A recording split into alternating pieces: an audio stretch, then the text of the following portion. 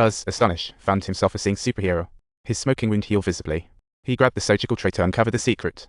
However, at this tense moment, Buzz appeared to catch a glimpse of a chilling shadow, prompting him to dart into the closet like lightning for refuge. It seems that even this hero has his own things to fear. Dressed in work uniform, he felt a tooth protest and coughed up his dentures, like a dental comedy. His body seemed to reject those things, while most code-obsessed Lex, covered in ashes, returned inside, like a silent black stage. He undressed for a bath when liquid flowed. Turning, he found his tattoos gone, a tragic show. His palms began to bleed for no reason, but he found no wounds.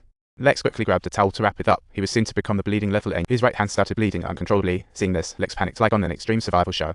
What happened? He collapsed before figuring it out. Blood poured from his mouth, eyes turned red. His screams got hallway folks' attention. The whole building felt like a horror show. When the captain and others rushed in, they were shocked to find Lex had looked off from life.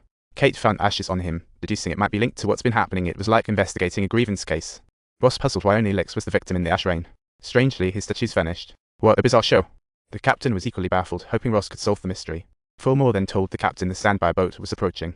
500 meters from the platform, they found the crew knew little about the fog, an upgrade to a reality show. For now, they can only communicate via signal lights and lose contact with the standby boat as dawn breaks and fog thickens, talk about clouding their plans. The best time to board was tonight, yet Ross was surprisingly against it, warning the captain that letting go of assets was unwise. It would surely spark a mini shareholder war. Thus, the standby boat crew knew nothing about the fog. Staying on the platform might be safer, but Fillmore argued they'd lose contact if they didn't leave tonight and face another outage in fog. Watching the endless bickering, the captain was in a dilemma. Meanwhile, Buzz, seeing the platform hit by waves, went to Grov and Tilda, like a deranged clown. He dashed into the medical room for a uniform. Toothache reminded his new gold tooth fell out a biting mess. Shortly after, Kate rushed to find the captain, shouting that Buzz had vanished. After checking the surveillance, it seemed Buzz had disappeared into thin air, so they called Alvin to join the search. It felt like they were on a treasure hunt. Finally, they found Buzz in a dispatch room. Alvin kindly warned him not to linger in the ash rain too long. What a dedicated warning beacon he was. Hearing this only made Buzz more afraid. He claimed his head was filled with noise, controlling him like a creepy psychological thriller soundtrack. As Buzz's state wobbled, Alvin tried to comfort him. The moment he touched Buzz's shoulder, the lights began to flicker wildly, and Buzz yelled that there was something inside.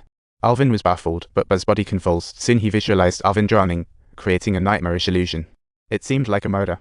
Buzz regained composure, freaked out, backed away, didn't tell Alvin, fled, leaving Alvin alone. After Buzz left, Alvin fearfully discovered a bizarre pattern on the glass. Upon closer inspection, he saw 6 circles with a break at the top edge. What a surreal. Seeing the standby boat's distress signal, Newton devised a plan, prying open the window and timidly gazing at the ash cloud. At that moment, unaware ash harmed humans, his heart raced. Jumping out, Fillmore followed, worried about Alvin. They thought Buzz hid in the lifeboat, but couldn't see him with the flashlight. The fog maze added to the chaos. Just as they were closing the door, Fillmore accidentally cut his hand, leaving them even more baffled about Buzz's whereabouts. While perplexed about where Buzz could be hiding, they unexpectedly bumped into Newton, who had just made his escape. Newton rushed back to his room, grabbed the staff to lock the door, and accidentally bumped into Heather, resembling a frantic escape scene.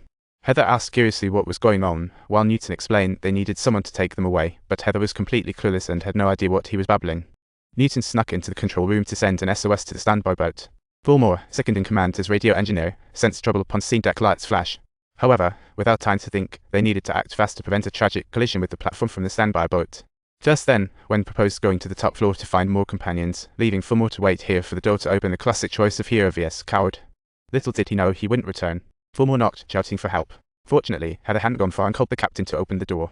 Fillmore quickly explained the situation. Everyone rushed to the control room and sounded the alarm. Crew members donned life jackets, getting ready for a collision, and in the midst of the chaos Hutton yanked up the master control key. The atmosphere suddenly thickened as Hutton declared the standby boat was their only lifeline, and everyone needed to rush over. London commanded him to hand over the key immediately or face termination. It was like they were in a workplace challenge show. As they faced off, Hutton yielded, and Fillmore swiftly turned on lights for the standby boat. Meanwhile, Alvin spotted Buzz on the deck, urging him to come back, but Buzz exclaimed that the water below was glowing eerily blue. Confused, Alvin stretched out his hand, saying the standby boat was near and it was too dangerous to stay. Desperate rescue. Alvin, panicking, tugged Buzz's collar to wake him, only to be pinned to a railing by Buzz. Next, Alvin's mouth spilled seawater. Donglin rushed over, but it was too late. Just as Buzz fled, the standby boat finally changed course, narrowly avoiding the platform, but when the captain arrived, it was already too late. At that point, Alvin had lost his breath. Oddly, the medics found he drowned. 2 crew members lost in a day, a tragic loss for the dispatcher.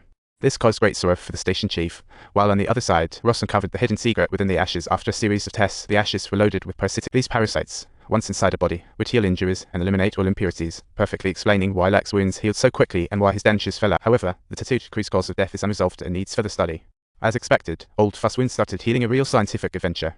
Finally, the next day, dining in the restaurant, a girl saw the fog and ashes dissipating, like a dreamy vision. As everyone felt worried, they noticed the Kinroxy drilling platform. It wasn't over yet.